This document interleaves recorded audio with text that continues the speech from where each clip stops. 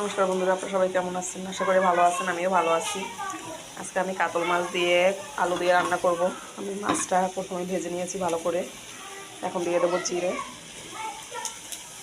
দিয়ে দিলাম একটা তেজপাতা, দিয়ে দেবো 2টা এলাচ, আমি দিয়ে দেবো 2টা আলু কেটে রেখেছি সেটা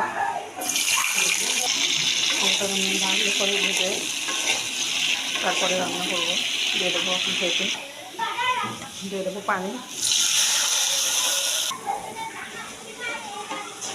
আমি হলুদ মরিচের গুঁড়া দিয়ে দিয়েছি, দিয়ে দেবো পানি।